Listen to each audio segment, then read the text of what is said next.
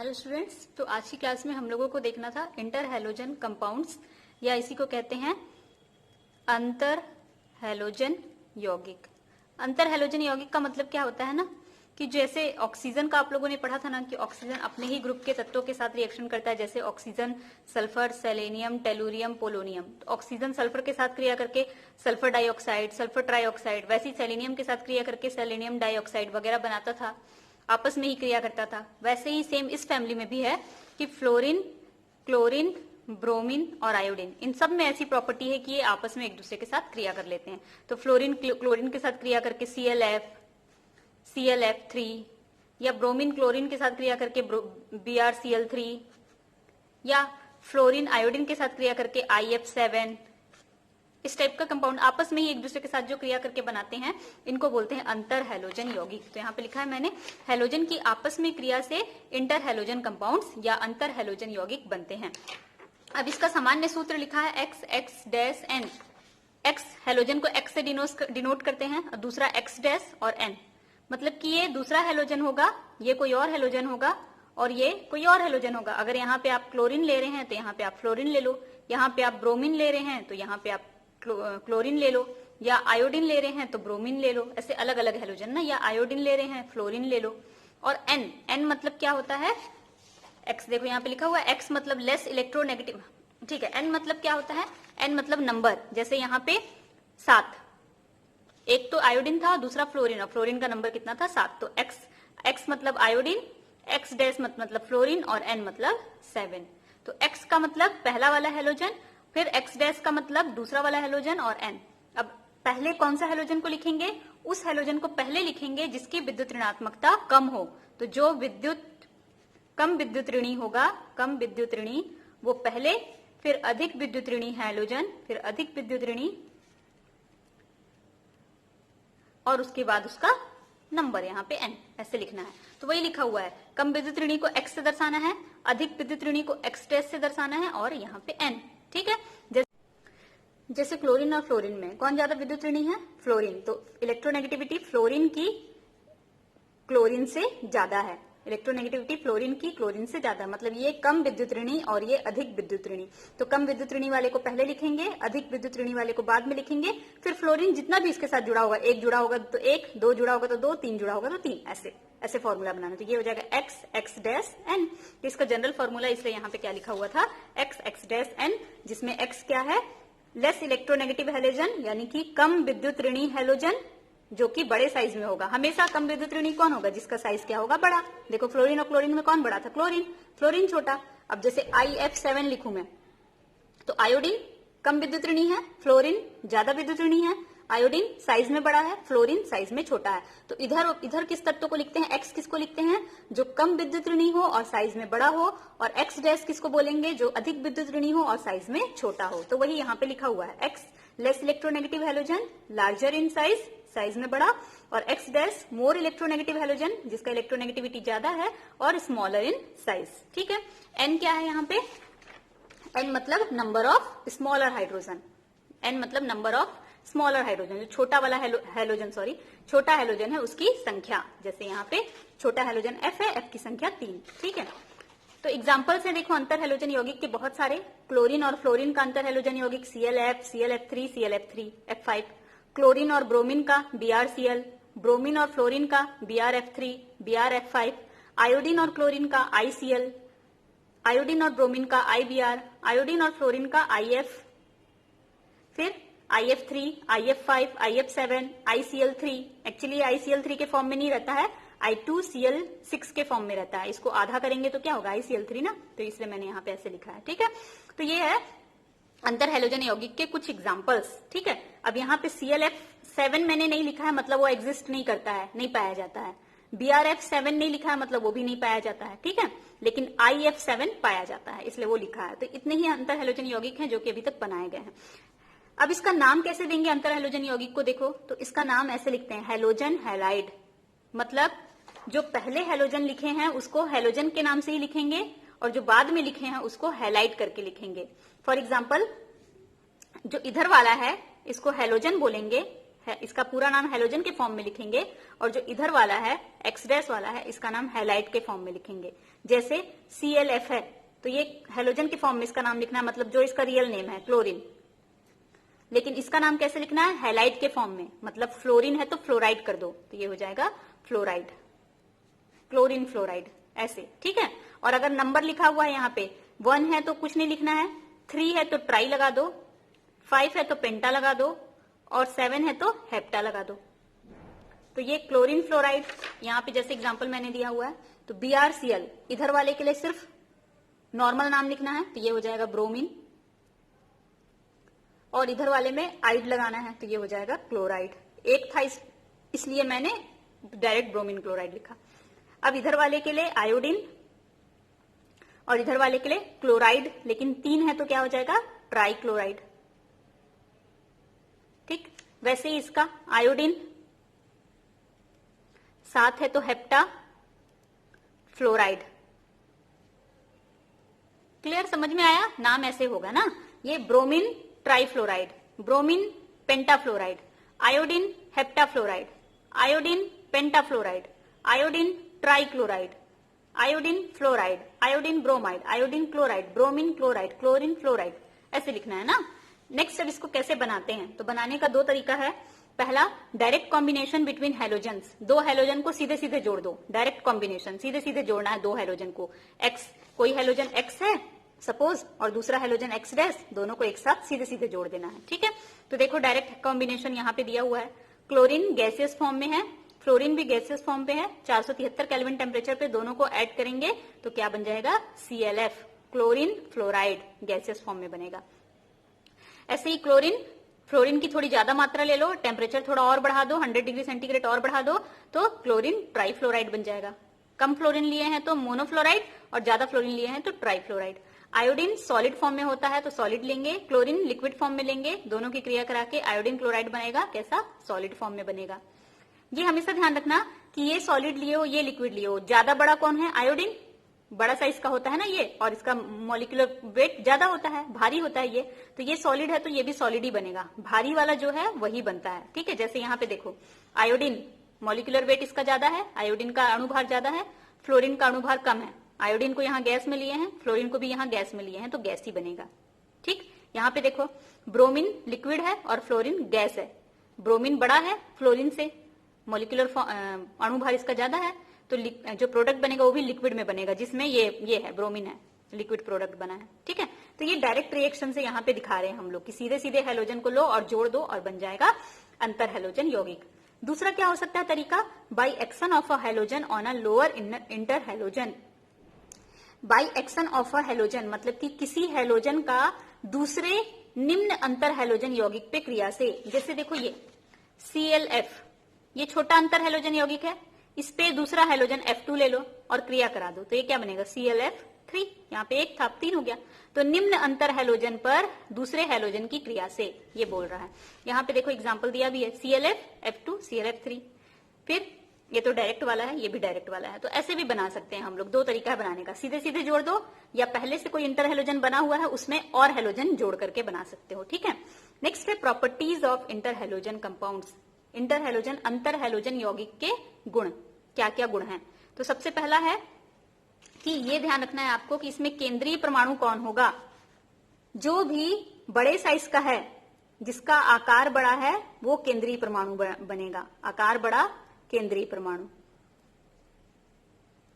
For example IF7 में कौन केंद्रीय परमाणु होगा, तो आकार में कौन बड़ा है, आयोडीन, और फ्लोरीन कैसा है, छोटा, तो आयोडीन यहाँ पे क्या होगा, केंद्रीय परमाणु, सेंट्रल एटम आयोडीन बनेगा, ठीक है। BrF3 कौन बड़ा है, ब्रोमीन, तो केंद्रीय परमाणु कौन होगा, ब्रोमीन, ठीक है। इस सब में आप लोग चेक कर सकते हो कौन केंद्रीय परमाणु है, इसमें कौन केंद्रीय परमाणु होगा, इसमें आप लोग सबको, आप कमेंट बॉक्स में लिखना कौन सा किसका केंद्रीय परमाणु कौन है, इन सबको लिखना, आप लोग को कमेंट बॉक्स में आंसर लिखना है, ठीक है। तो ये हो गया अंतर हैलोजन यौगिक में कि जो बड़े साइज में होगा हैलोजन वो केंद्रीय परमाणु होगा। दूसरा प्रॉपर्टी ये है कि ये सभी जो अंतर हैलोजन यौगिक बन रहे हैं ये सहसंयोजी बंध द्वारा बनते हैं, इनके बीच में सहसंयोजी बंध बना है, ये सहसंयोजक यौगिक हैं, ठीक है। तीसरा गुण क्या हो जाएगा इसका देखते हैं। डाईमैग्नेटिक हैं। ये सभी के सभी कैसे हैं? प्रतिचुंबकीय हैं। प्रतिचुंबकीय, इनका गुण, चुंबकीय गुण कैसा है? प्रतिचुंबकीय, मतलब चुंबक के प्रति आकर्षित नहीं होते हैं।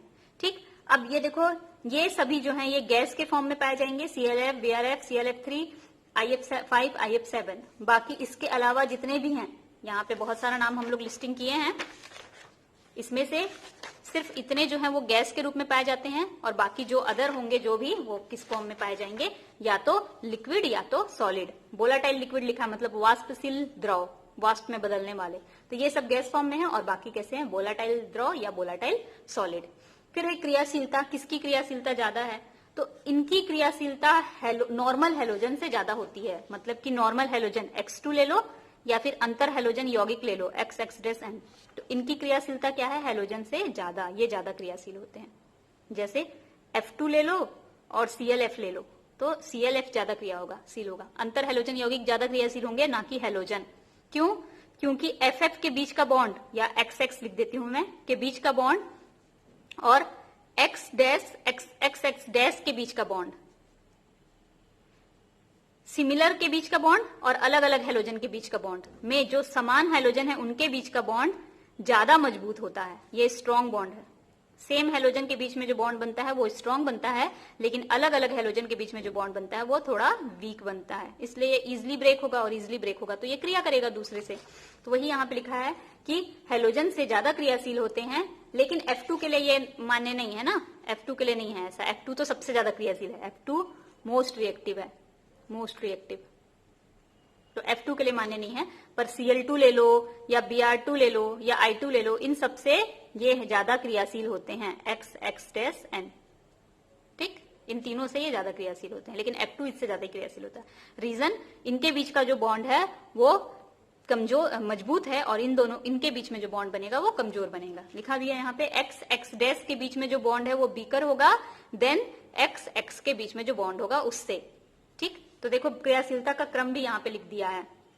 सबसे ज्यादा क्रियाशील ClF3, फिर BrF5, फिर IF7, ClF, BrF3, IF5, BrF, IF3 और IF क्रियाशीलता का क्रम।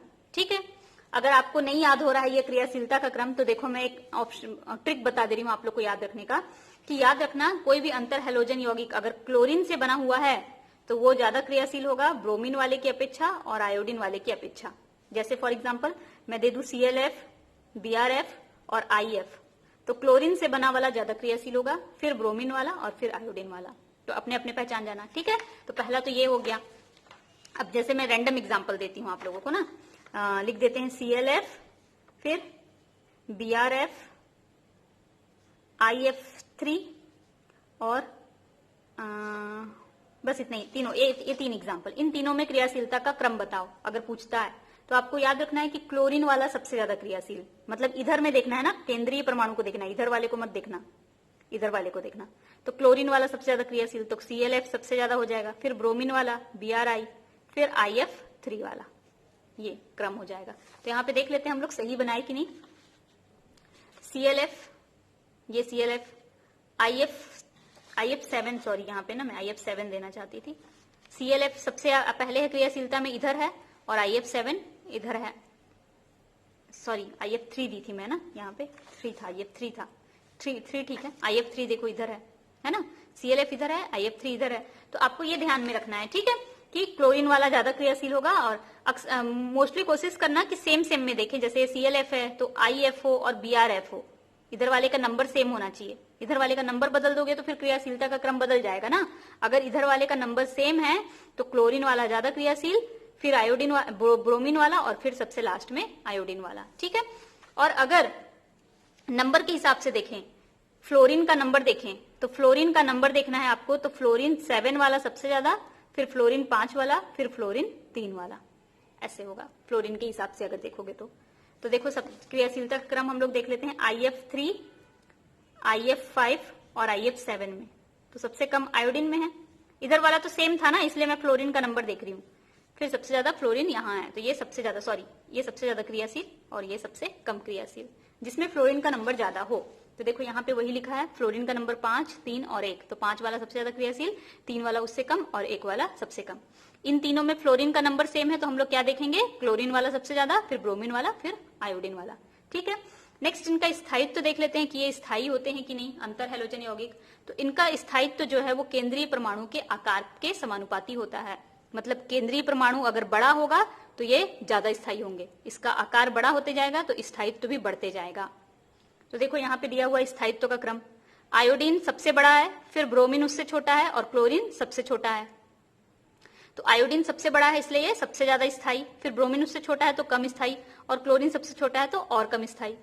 अब यहाँ पे आयोडीन के साथ क्लोरीन है, यहाँ सबके साथ फ्लोरीन था, फ्लोरीन सबसे छोटा होता है ना, ठीक है, तो इधर वाला को हम लोग बड़े बड़े वाले को देखे।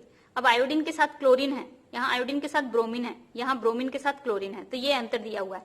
इसका और एक उपाय हो सकता है, पहला तो आप कैसे पता कर सकते हो कि जो सबसे बड़ा है मतलब आयोडीन वाला सबसे ज्यादा स्थायी होगा, फिर ब्रोमीन वाला और फिर फ्लोरीन वाला। ठीक, दूसरा आप कैसे पता कर सकते हो स्थायित्व, तो स्थायित्व समानुपाती है विद्युत ऋणता में अंतर, जितना ज्यादा विद्युत ऋणता में अंतर होगा, जैसे आयोडीन और फ्लोरीन के बीच सबसे ज्यादा विद्युत ऋणता में अंतर है, अधिक, ये डेल काई मतलब विद्युत ऋणता में अंतर, और आयोडीन और ब्रोमीन के बीच विद्युत ऋणता में सबसे कम अंतर है। तो आयोडीन और फ्लोरीन वाला कोई होगा तो सबसे ज्यादा स्थायी, और आयोडीन और ब्रोमीन वाला कोई होगा तो वो सबसे कम स्थायी बनेगा। यहाँ पे देखो दिया भी है, आयोडीन और क्लोरीन वाला ज्यादा स्थायी, आयोडीन और ब्रोमीन वाला कम स्थायी, क्लोरीन और फ्लोरीन वाला सबसे ज्यादा स्थायी, और आयोडीन और, यहाँ पे विद्युत ऋणता में अंतर दिया हुआ है, देखो इन दोनों के बीच विद्युत ऋणता में 1 का अंतर है और इन दोनों के बीच 0.3 का अंतर है, तो ज्यादा विद्युत ऋणता का अंतर ज्यादा स्थायी। इन दोनों के बीच 1.5 का अंतर है, इसके बीच 1 का अंतर है, इसमें ज्यादा विद्युत ऋणता में अंतर इसलिए ज्यादा स्थायी। तो स्थायित्व तो देखने के लिए या तो आप केंद्रीय परमाणु का आकार देखो या फिर विद्युत ऋणता में अंतर देखो। ठीक है, नेक्स्ट है आयनन। द्रव अवस्था में ये क्या रहते हैं, आयनित अवस्था में पाए जाते हैं। जैसे ये ICl है, अगर इसको लिक्विड स्टेट में ले जाओगे, गैस में था आप लोग पढ़े थे, लिक्विड स्टेट में ले जाओगे तो ये आयन में टूट जाएंगे। कैसे टूटेंगे, देखो ICl का 2, ICl प्लस ICl, अब द्रव में तो बहुत सारे ICl होंगे ना, तो ये क्या हो जाएगा, एक क्लोरीन इधर चला जाएगा, इस पे धन ले लो, इस पे ऋण ले लो, तो एक क्लोरीन इधर चला जाएगा, तो ICl एक पहले से था, एक और क्लोरीन आ गया तो 2 हो गया, और इस क्लोरीन पे माइनस था तो माइनस लिख देंगे, और ये वाला आयोडीन क्या है, प्लस, I प्लस, ऐसे इसका आयनन। तो सभी क्या रहते हैं, आयनित अवस्था में। लिक्विड फॉर्म में अगर ले जाओगे या इसको गलाओगे तो ये आयनित फॉर्म में चले जाएंगे। अब इसका जल अपघटन, हाइड्रोलिसिस मतलब जल अपघटन करने पर क्या होगा, तो पानी में घोलेंगे, अपघटन कराएंगे, देखते हैं क्या क्या होगा। तो जब इसको पानी में घोलेंगे और अपघटन कराएंगे तो ये हैलाइड बनाएगा और ऑक्सो हैलाइड आयन बनाएगा, मतलब एक X माइनस बनाएगा और एक HOX अम्ल बनाएगा, है ना। देखो एग्जाम्पल कहाँ दिया है, ये रहा, ICl को पानी में घोल रहे हैं, HCl बन रहा है और HOI बन रहा है, ये क्या है, हाइपोआयोडस अम्ल, हाइपोआयोडस अम्ल। और ये HCl का मतलब क्या है, HCl मतलब H प्लस और Cl माइनस, तो क्लोराइड बनाया, यही तो बोले थे ना कि एक हैलाइड बनाएगा, क्लोराइड बन गया यहाँ पे हैलाइड, और एक क्या बनाएगा, HOX, तो यहाँ पे क्या बना, HOCl, यही बोले थे, तो ये बनाता है। वैसे ही BrF5 को जोड़ोगे तो एक HF बना, HF मतलब कि F माइनस और H प्लस, F माइनस मतलब फ्लोराइड, बन गया हैलाइड, और साथ में क्या बन रहा है, HBrO3 ब्रोमिक अम्ल, तो एक अम्ल बनेगा और एक क्या बनेगा, हैलाइड बनेगा। एल्कली मेटल से रिएक्शन कराएंगे तो एल्कली मेटल का मतलब क्या होता है, एल्कली मेटल हैलाइड से रिएक्शन है, with alkali metal halide. Alkali metal मतलब लिथियम, सोडियम, पोटेशियम, रुबिडियम, जो S ब्लॉक फर्स्ट के है ना, S ब्लॉक फर्स्ट के तत्व उनको एल्कली मेटल बोलते हैं। अब एल्कली मेटल हैलाइड बोला है, मतलब कि इनका हेलोजन के साथ कोई compound, lithium X, NaX, KX, RbX, अब X की जगह क्या हो सकता है, lithium fluoride, lithium chloride, lithium bromide या लिथियम आयोडाइड, इस टाइप का कुछ हो सकता है ना। सेम वैसी NaF, NaCl, KCl, RbCl, इस टाइप के कुछ भी ना, कोई भी हैलाइड लेना है अपन को, इनके साथ क्रिया। तो यहाँ पे हम लोग KCl के साथ रिएक्शन देखेंगे। देखो जब भी KCl के साथ डालोगे ना तो ये पॉली हैलाइड आयन बनाता है, इसको पॉली हैलाइड बोलते हैं। पॉली हैलाइड मतलब एक से ज्यादा हैलाइड, पॉली हैलाइड हम लोग पढ़ेंगे बाद में पॉली हैलाइड क्या होता है। एक से ज्यादा हैलाइड, तो यहाँ पे देखो आयोडीन भी है, क्लोरीन 2 है और यहाँ पे माइनस चार्ज लगा हुआ है। जब भी माइनस चार्ज लगा है तो उसको हैलाइड ही बोलते हैं, जैसे Cl क्लोरीन, लेकिन माइनस लग गया तो क्लोराइड। ठीक, X हैलोजन, माइनस लग गया तो हैलाइड। तो ये इसमें एक से ज्यादा हैलोजन है तो पॉलीहैलाइड। ठीक है, तो यहाँ पे KCl के साथ क्रिया करा है, क्लोरीन इससे जुड़ गया, इस पे धन इस पे ऋण, क्लोरीन इसके पास गया तो इस पे ऋण आ गया और पोटेशियम धनावेश के रूप में। इसके साथ क्रिया करा है ICl4 माइनस, इसके साथ क्रिया करा है फ्लोरीन इधर चला जाएगा IF6 माइनस। कुल मिलाकर के जो एल्कली मेटल के साथ जो भी हैलोजन लगा है उस हैलोजन को ये क्या करेगा, अपनी ओर खींच लेगा। देखो यहाँ से क्लोरीन को खींच लिया, यहाँ से क्लोरीन को, यहाँ से फ्लोरीन को, और इस पे धनावेश आ गया और वो पॉलीहैलाइड आयन में बदल गया। नेक्स्ट है इनका फ्लोरिनेटिंग एजेंट के जैसा व्यवहार होता है। फ्लोरिनेटिंग एजेंट मतलब फ्लोरीन देने वाला, दूसरे में फ्लोरीन जोड़ देते हैं। देखो यहाँ पे यूरेनियम ऑक्साइड की क्रिया ब्रोमीन ट्राइफ्लोराइड से करा रहे हैं तो ये इसको फ्लोरीन दे देगा, दूसरे का फ्लोरोनीकरण कर देता है बोलते हैं, दूसरे को फ्लोरोनीकृत कर देता है, तो इसमें फ्लोरीन जोड़ देगा, बन जाएगा UF4। फिर UF4 का फिर से एक अंतर हैलोजन यौगिक से क्रिया कराओ ClF3 क्लोरीन ट्राइफ्लोराइड से, तो ये फिर इसको फ्लोरीन दे देगा। तो ये फ्लोरीन देने का काम करते हैं, अंतर हैलोजन यौगिक का नेचर होता है वो फ्लोरीन देते हैं। ठीक, अब इनका स्ट्रक्चर कैसा होता है, तो सबसे पहले तो ये कितने टाइप के हैं, तो ये कुल मिला के 4 टाइप के आपको अंतर हैलोजन यौगिक पढ़ना है। आप लोग अभी तक जितने भी एग्जाम्पल देखे, जैसे आप लोग देखे थे ClF, देखो कितने टाइप के आप लोग देखे, 1 2 3 4, 4 टाइप के देखे ना। एक ऐसा जिसमें X की संख्या भी एक है, X की संख्या भी एक है और X डैश की संख्या भी एक है, तो इसको हम लोग क्या बोलेंगे, XX टाइप। ठीक, एक क्या है जिसमें X की संख्या तो एक है लेकिन X डैश की संख्या 3 है, देखो सब में 3 है ना, तो ये क्या हो जाएगा X की संख्या एक लेकिन X डैश की संख्या 3, तो XX3 डैश टाइप। ठीक है, फिर क्या है X की संख्या एक लेकिन X डैश की संख्या 5, तो क्या हो जाएगा XX5 टाइप या फिर 7, तो XX7 टाइप। तो ये 4 टाइप के हम लोग को पढ़ना है, जिसमें पहला वाला हैलोजन तो सब में एक रहेगा लेकिन दूसरा वाला हैलोजन एक में एक है, एक में 3 है, एक में 5 है और एक में 7 है। 4 प्रकार के हैं, तो हम लोग सबसे पहले ये वाला पढ़ेंगे जिसमें दोनों हैलोजन की संख्या क्या है, एक है, तो XX टाइप अंतर हैलोजन यौगिक। एग्जाम्पल ICl, IBr, ClF, ये भी एग्जाम्पल हो सकता है, और भी एग्जाम्पल्स हैं। तो इस टाइप के अंतर हैलोजन यौगिक में sp3 संकरण होगा और इनकी संरचना कैसी बनेगी, रेखीय, लीनियर। कौन सा संकरण होगा, sp3। अब देख लेते हैं संकरण कैसे। तो देखो एग्जाम्पल एक लिए हैं हम लोग यहाँ पे ICl, तो केंद्रीय परमाणु कौन सा होगा, पहले ही पढ़े हैं, जो बड़े साइज का है वो केंद्रीय परमाणु है। आयोडीन बड़े साइज का है तो आयोडीन क्या हो जाएगा, सेंट्रल एटम। आयोडीन का परमाणु क्रमांक 53 के हिसाब से इसका एटॉम, यहाँ पे इलेक्ट्रॉनिक विन्यास मैंने लिख दिया है, krypton 4d10 5s2 5p5 5d में 0 इलेक्ट्रॉन। ठीक, आप लोग इलेक्ट्रॉनिक विन्यास लिखना जानते हो तो ये समझ जाओगे ना। तो 5s में 2 इलेक्ट्रॉन है, 5p में 5 इलेक्ट्रॉन है और 5d भी है वहां पे लेकिन उसमें 0 इलेक्ट्रॉन है। तो मैंने ग्राउंड स्टेट में सारे इलेक्ट्रॉनिक विन्यास को ऐसे लिख दिया। संकरण आप लोग जानते हो। एक्साइटेड स्टेट में कुछ नहीं हो रहा है, यहाँ पे कोई एक्साइटेशन नहीं है, सीधे ये पूरे के पूरे ऑर्बिटल्स आपस में जुड़ जाएंगे, S और तीनों P, तो क्या हो जाएगा sp3। अब इस ऑर्बिटल में एक इलेक्ट्रॉन कम है तो यहाँ पे कौन जुड़ जाएगा, क्लोरीन, क्योंकि क्लोरीन को एक इलेक्ट्रॉन चाहिए ना। देखो क्लोरीन का इलेक्ट्रॉनिक विन्यास लिखा है यहाँ पे 3s2 3p5, ये बनाया है, तो इसका एक अनपेयर्ड इलेक्ट्रॉन इसके पास है, एक अनपेयर्ड इलेक्ट्रॉन इसके पास है, क्लोरीन के पास और आयोडीन के पास, दोनों जुड़ जाएंगे, तो क्या बनेगा ICl।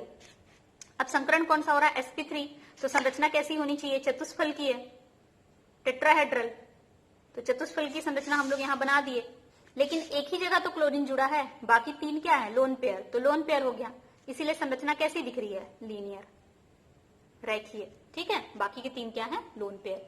तो संकरण एकदम सरल है, आप लोग दोबारा वीडियो को देख करके समझने की कोशिश करना और संकरण फिर बन जाएगा, पूछता है इसका संकरण। ठीक है, नेक्स्ट है XX3 टाइप का, जैसे XX3 टाइप का जैसे कि ICl3, ClF3, BrF3, IF3 etcetera. ठीक है, इसमें क्या संकरण होगा, हमेशा sp3d संकरण होगा और T शेप बनेगा, हमेशा ट्राइगोनल बाइपिरामिडल बनना चाहिए। sp3d के हिसाब से ट्राइगोनल बाइपिरामिडल, त्रिकोणीय द्विपिरामिडीय बनना चाहिए। ज्योमेट्री को, ज्यामिति कैसी होनी चाहिए, त्रिकोणीय द्विपिरामिडीय। तो ज्यामिति तो यही रहेगी, लेकिन लोन पेयर आ जाएगा, इसलिए ज्यामिति से आकार कैसा हो जाएगा, टी शेप का या सीसॉ के शेप का हो जाएगा आकार। तो अब देख लेते हैं हम लोग संकरण। एग्जाम्पल लिए हैं यहाँ पे ClF3 का। कौन केंद्रीय परमाणु होगा, बड़े साइज वाला, फ्लोरीन छोटा है, क्लोरीन बड़ा है, तो क्लोरीन केंद्रीय परमाणु होगा। क्लोरीन मैंने लिख लिया, 3s2 3p5 3d में 0 इलेक्ट्रॉन, ये ग्राउंड स्टेट हो गया। एक्साइटेड स्टेट में यहां से एक इलेक्ट्रॉन डी में चला जाएगा। अब कितने अयुग्मित इलेक्ट्रॉन, 3 अयुग्मित इलेक्ट्रॉन। फ्लोरीन के पास कितने अयुग्मित इलेक्ट्रॉन, 1 अयुग्मित इलेक्ट्रॉन, तो ऐसे 3 फ्लोरीन जुड़ेंगे, तो कितने फ्लोरीन जुड़ जाएंगे, टोटल 3, तो 1 2 3। कौन सा संकरण हो गया, यहां से पूरा यहां तक sp3 और d का 1, तो sp3d संकरण हो गया। sp3d संकरण में त्रिकोणीय द्विपिरामिडीय संरचना बनती है, ट्राइगोनल बाइपिरामिडल। लेकिन कितने फ्लोरीन है, 3, तो 1 फ्लोरीन यहाँ, 1 यहाँ, 1 यहाँ, बाकी के 2 क्या है, लोन पेयर। तो संरचना कैसे दिखेगी, टी शेप। ये देखो, ये टी शेप का संरचना दिख रहा है, तो ये टी शेप की संरचना यहाँ पे बन रही है। इसी को शीशा शेप भी बोलते हैं ना, जैसे शीशा होता है ना, ऊपर नीचे झूला, वही वाला शेप, आप लोग जानते हो, ये सब पढ़े हैं। नेक्स्ट है XX5 टाइप का हेलोजन, अंतर हेलोजन यौगिक। For example ClF5, BrF5, IF5। इसमें कौन सा संकरण होगा, हर बार sp3d2 संकरण होगा। संरचना बननी कैसी चाहिए, sp3d2 के हिसाब से ऑक्टाहेड्रल अष्टफलकीय बननी चाहिए, अष्टफलकीय, लेकिन बनती कैसी है, स्क्वायर पिरामिडल, वर्ग पिरामिडीय, क्योंकि एक लोन पेयर आ जाएगा यहाँ पे, है ना। तो बननी ऐसी चाहिए, लेकिन ऐसी बनती है। तो ज्योमेट्री आप ज्यामिति यही बोलोगे अगर ज्यामिति पूछता है तो, लेकिन आकार क्या बोलोगे, वर्ग पिरामिडीय। देखो एग्जांपल मैंने इसका लिया है BrF5, यहाँ पे केंद्रीय परमाणु ब्रोमीन बड़े साइज का है, तो ब्रोमीन केंद्रीय परमाणु होगा। 4s2 4p5 4d में 0 इलेक्ट्रॉन, ये ग्राउंड स्टेट है। एक्साइटेड स्टेट में क्या हो जाएगा, 1 इलेक्ट्रॉन यहां से और 1 इलेक्ट्रॉन यहां से यहां शिफ्ट हो जाएगा, तो 2 इलेक्ट्रॉन इधर शिफ्ट हो गए। अब टोटल कितने अयुग्मित हो गए, 1 2 3 4 5, 5 अयुग्मित इलेक्ट्रॉन, तो 5 फ्लोरीन जुड़ेंगे। संकरण कौन सा हो जाएगा, sp3d2, तो sp3d2 संकरण। संरचना बननी चाहिए अष्टफलकीय, यहाँ पे अष्टफलकीय मैंने बना दिया है, लेकिन 5 ही फ्लोरीन है, तो 1 2 3 4 5, और नीचे एक क्या है, लोन पेयर। ठीक, नीचे जो अष्टफलक का एक फलक नीचे जो बनने वाला था, वो फलक क्या हो गया, लोन पेयर हो गया। तो अब देखो ये कैसा संरचना दिख रहा है, ये तो वर्ग दिख रहा है, और ऊपर में एक फ्लोरीन है, ऐसे बीच में ऐसे है ना एक फ्लोरीन, ये नीचे वर्ग है और ये एक फ्लोरीन है। तो ये अगर चारों तरफ से घेर दें तो पिरामिड के जैसा दिख रहा है ना, ये ऐसे अगर मैं घेर दूं तो ये क्या हो गया, ऊपर ऐसे टोपी जैसी, पिरामिड के जैसी, तो वर्ग है नीचे और ऊपर पिरामिड, तो वर्ग पिरामिडीय संरचना हो जाएगी। ठीक है, नेक्स्ट है X57 टाइप का अंतर हेलोजन कंपाउंड। X57 एग्जाम्पल है IF7। कौन सा संकरण होगा, sp3dt D3 संकरण। इस संकरण में कौन सा संरचना बनता है, पेंटागोनल बाइपिरामिडल, पंचभुजीय द्विपिरामिडीय संरचना। नोट कर लेंगे, पंचभुजीय द्विपिरामिडीय। तो यहाँ पे देखो आयोडीन का इलेक्ट्रॉनिक विन्यास लिखा हुआ है, 5s2 5p5 और 5d में 0। अब ये ग्राउंड स्टेट है, सामान्य अवस्था। उत्तेजित अवस्था में क्या होगा, 1 इलेक्ट्रॉन यहाँ, 1 इलेक्ट्रॉन यहाँ, और यहाँ से भी 1 इलेक्ट्रॉन यहाँ। तो अब टोटल अयुग्मित कितने हो जाएंगे, 1 2 3 4 5 6 7, 7 अयुग्मित, इसलिए 7 फ्लोरीन जुड़ा है और 7 फ्लोरीन जुड़ा है, तो sp3d3 संकरण बन रहा है। और ये संकरण हो रहा है तो संरचना पंचभुजीय द्विपिरामिडीय, 1 2 3 4 5 6 7, 7 फ्लोरीन, बीच में आयोडीन। क्लियर है।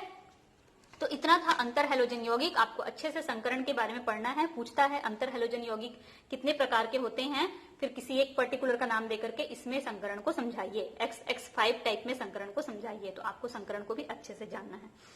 नेक्स्ट टॉपिक है पॉलीहेलाइड आयंस। पॉलीहेलाइड आयन क्या होते हैं, तो हेलोजन और इंटर हेलोजन हैलाइड आयन के साथ जुड़कर पॉलीहेलाइड आयन बनाते हैं। जैसे आप लोग पहले देखे थे कि अंतर हेलोजन यौगिक के साथ दूसरा हेलोजन जुड़ेगा और पॉलीहेलाइड आयन बनाएगा, या फिर हेलोजन के साथ हैलाइड जुड़ेगा और पॉलीहेलाइड आयन बनाएगा। देखो ICl अंतर हेलोजन है, ये अंतर हेलोजन के साथ कौन जुड़ेगा, हेलोजन और इंटर हेलोजन हैलाइड आयन के साथ, हैलाइड आयन जुड़ जाए कोई, Cl माइनस ले रहे हैं, जुड़ेगा और बनाएगा। ICl पहले से था, एक और Cl2 जुड़ गया और ये माइनस, तो ये हो गया पॉलीहेलाइड। मतलब एक से ज्यादा हैलाइड हो गया ना यहाँ पे। सेम, या फिर क्या हो सकता है, I2 plus I minus, halogen के साथ हैलाइड जुड़े, बन जाएगा ये I3 माइनस। मतलब एंटर हेलोजन के साथ हैलाइड जुड़े या हैलोजन के साथ हैलाइड जुड़े तो क्या बनता है, पॉलीहैलाइड बनता है। तो यही बोला है, हैलोजन या अंतर हैलोजन के साथ हैलाइड आयन जुड़कर क्या बनाता है, पॉलीहैलाइड आयन। तो यहाँ पे एग्जांपल दिया हुआ है, देखो हैलोजन के साथ हैलाइड आयन जुड़ा है और ये पॉलीहैलाइड बना। 3 आयोडीन हो गए ना, और माइनस भी लगा है, तो हैलाइड तो हो ही रहा है, और 3 है तो पॉली, एक से ज्यादा पॉली है ना। यहाँ पे अंतर हैलोजन यौगिक है, एल्केलाई मेटल के हैलाइड के साथ जुड़ा है, थोड़ी देर पहले भी आप लोग देखे थे। तो यहाँ पॉलीहैलाइड आयन, ये भी पॉलीहैलाइड आयन बना रहा है। ठीक, अब देखो जैसे ये I3 बना है ना, ऐसे ही यहाँ पे Cl2 और Cl माइनस जुड़ करके बनाएगा Cl3 माइनस, Br2 और Br माइनस जुड़ करके बनाएगा Br3 माइनस, F2 और F माइनस जुड़ करके बनाएगा F3 माइनस। जैसे I3 माइनस बना वैसे ही F3 माइनस, Br3 माइनस और Cl3 माइनस भी बनेगा। लेकिन इन तीनों तो बनते हैं, ऐसा कोई ये नहीं बनता है, ऐसा नोन नहीं है, अभी तक नहीं बना है। ठीक है, पर इन तीनों में भी यही स्थायी है केवल, ये दोनों नहीं। तो यहाँ पे मैंने स्थायित्व लिख दिया है, देखो I3 सबसे ज्यादा स्थायी है, Br3 उससे कम स्थायी है, Cl3 माइनस एकदम कम स्थायी है, बिल्कुल थोड़े देर के लिए बनता है, I3 माइनस मोस्ट स्टेबल मैंने यहाँ लिखा है, F3 माइनस तो अभी तक पता ही नहीं है इसके बारे में, नॉट नोन मैंने वहां लिख दिया है। ठीक है, और भी बहुत सारे पॉलीहैलाइड आयन हो सकते हैं, इस टाइप का भी कुछ हो सकता है, जैसे ये पोटेशियम के साथ था, ये सीजियम के साथ, ये पोटेशियम के साथ। यहाँ पे भी देखो ये एकदम स्पेशल टाइप का दिख रहा है ना, BrICl माइनस, तो माइनस है तो हैलाइड तो होगा ही। ठीक है, ब्रोमीन भी है, आयोडीन भी है, क्लोरीन भी है, तीनों तो हैलोजन है ना, X X X, तो X3 हुआ कि नहीं, ये भी, पर अलग अलग टाइप के हैं, तो लेकिन है एक से ज्यादा हैलोजन, तो पॉलीहैलाइड आयन। ठीक, अब पॉलीहैलाइड आयन कैसे होते हैं, स्टेबल होते हैं, देखो आयोडीन वाला स्टेबल है, क्रिस्टलाइन होते हैं, मतलब कि ठोस अवस्था में पाए जाते हैं, क्रिस्टल के जैसे दिखते हैं, और पानी में घुल सकते हैं, वाटर सोल्यूबल होते हैं।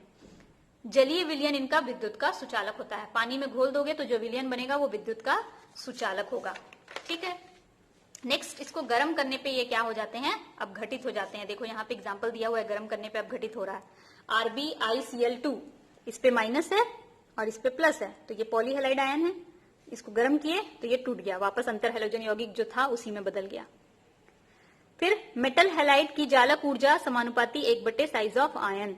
मेटल हैलाइड, अब देखो अपघटित करेंगे तो क्या बनेगा, ये जानने के लिए इस चीज को जानना आपको जरूरी है।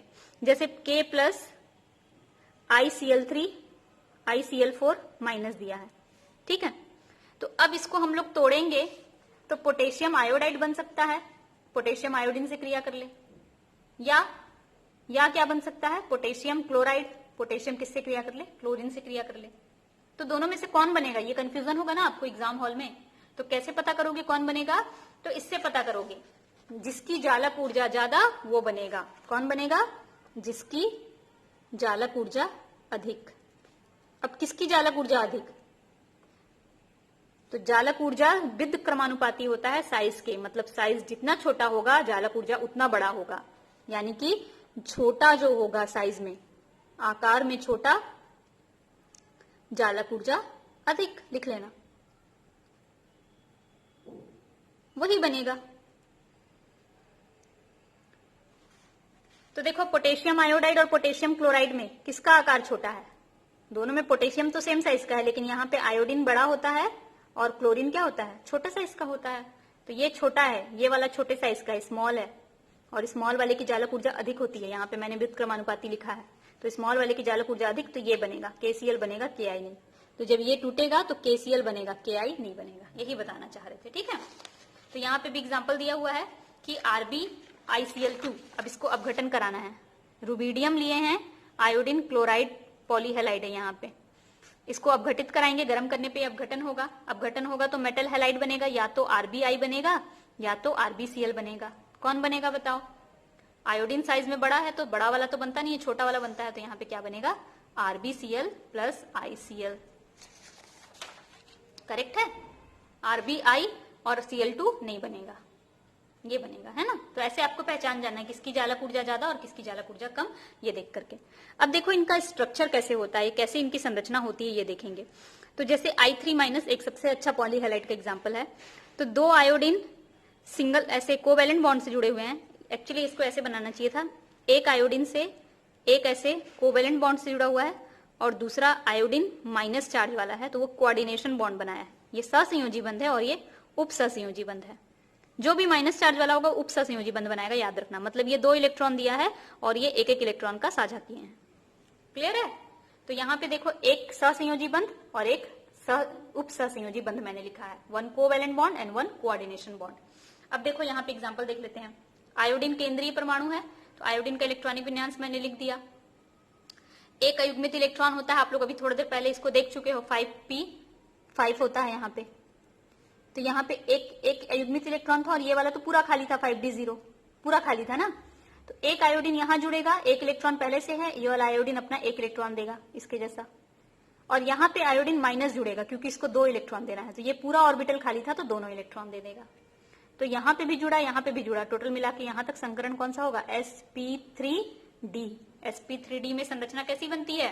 त्रिकोणीय द्विपिरामिडीय, त्रिकोणीय द्विपिरामिडीय। तो हम लोग त्रिकोणीय द्विपिरामिडीय बनाने की कोशिश करते हैं। ये बन गया त्रिकोणीय द्विपिरामिडीय। 2 आयोडीन है तो एक ऊपर लिख दिया हम लोग आयोडीन को, बाकी के 3 क्या है यहाँ पे? लोन पेयर, 1 2 3 असहभाजित इलेक्ट्रॉन है, तो 1 2 3 लोन पेयर। तो कुल मिला के संरचना अगर इनको हटा दे तो कैसी दिख रही है? रेखीय। तो संरचना कैसी बन रही है? रेखीय। ठीक। नेक्स्ट देखो ICl4-, ये पॉलीहैलाइड दिया है, आयोडीन केंद्रीय परमाणु है, आयोडीन को बीच में लिख दिए। 3 क्लोरीन तो ऐसे ही एक एक इलेक्ट्रॉन का साझा करके जुड़े होंगे, और एक क्लोरीन के पे माइनस चार्ज है, तो वो कौन सा बंध बनाया होगा? उप सहसंयोजी बंध। तो 3 सहसंयोजी बंध और एक उप सहसंयोजी बंध यहाँ पे लिखा है मैंने। देखो यहाँ पे ये आयोडीन का इलेक्ट्रॉनिक विन्यास लिखा है, यहाँ पे कोई इलेक्ट्रॉन नहीं है, 5d क्या है? 0 है। यहाँ से एक इलेक्ट्रॉन यहाँ आएगा, आ गया।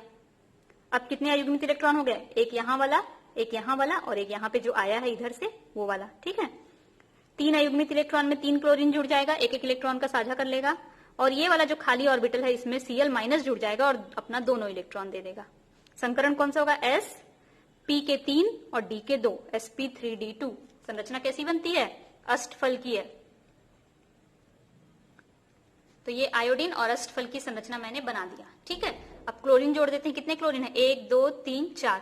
तो 1 2 3 4, 2 क्या है? लोन पेयर, तो यहाँ पे लोन पेयर दर्शा दो। ठीक, तो संरचना कैसी होगी? केवल वर्गाकार, वर्गाकार, केवल वर्ग के आकार का ना, ऊपर नीचे क्या है? Lone pair. क्लियर है? तो ये था स्यूडो पॉलीहैलाइड और इसके कुछ संरचनाओं के बारे में पढ़ लिए हम लोग। नेक्स्ट हम लोग पढ़ेंगे, देखेंगे स्यूडोहैलाइड। स्यूडोहैलाइड आयन या स्यूडो हैलोजन। हैलोजन तो जान रहे हो, स्यूडो मतलब झूठा, छदम, छदम हैलोजन भी बोल सकते हैं, छदम हैलाइड आयन भी बोल सकते हैं। मतलब हैलोजन जैसा गुण दिखा रहे हैं पर हैलोजन है नहीं, जैसे एक्स नहीं है पर एक्स के जैसा गुण दर्शा रहा है। जैसे हैलाइड मतलब Cl-, F-, Br-, ये सब है ना, या फिर I3-, ये सब पॉलीहैलाइड, ये हैलाइड। तो इनके जैसा जिनके पास गुण होगा लेकिन एक्चुअली में Cl, Br, I नहीं होंगे, वो स्यूडोहैलाइड्स कहलाएंगे या स्यूडोहैलोजन कहलाएंगे। जैसे देखो यहाँ पे लिखा हुआ है CN2, इसका गुण है Cl2 के जैसा, CN2 का गुण है Cl2 के जैसा, तो ये Cl2 के जैसा है इसलिए इसको हैलोजन बोलेंगे। लेकिन कौन सा हैलोजन? स्यूडो हैलोजन, झूठा हैलोजन, छदम हैलोजन। हैलोजन विहीन ऐसे आयन जिसमें कम से कम एक नाइट्रोजन हो, और उसके पास नाइट्रोजन होना जरूरी है ना, तभी बोलेंगे। इनके गुण हैलाइड आयन के समान होते हैं। जैसे CN2 साइनोजन इसका नाम है, इसको जब तोड़ देंगे तो Cn- हो जाएगा। जैसे Cl2 को जब तोड़ दोगे तो Cl- हो जाता है। तो ये हैलोजन था क्लोरीन और ये क्लोराइड, तो ये साइनोजन था तो cyanide. SCN2 thiocyanogen, SCN- thiocyanate. OCN2 oxycyanogen, OCN- cyanate. ONC2 isocyanogen, ONC isocyanate. ठीक है, NCN2- cyanamide ion, N3- azide ion. तो ये सब क्या है? स्यूडो हैलोजन है, हैलोजन के जैसा गुण दर्शाते हैं। स्यूडो हैलोजन उसी को कहेंगे जो हैलोजन के जैसा गुण तो दर्शाएगा ही, लेकिन साथ ही साथ उसके पास नाइट्रोजन होना जरूरी है। बिना नाइट्रोजन का है लेकिन हैलोजन जैसा गुण दर्शा रहा है, माइनस चार्ज लगा है, तो उसको स्यूडो हैलोजन नहीं बोलेंगे। ठीक है, तो इतना आपको ये स्यूडो हैलोजन का नाम याद रखना है। जेई में भी काम आता है, नीट में भी काम आता है। कल हम लोग पढ़ेंगे क्लोरीन के बारे में। Thank you.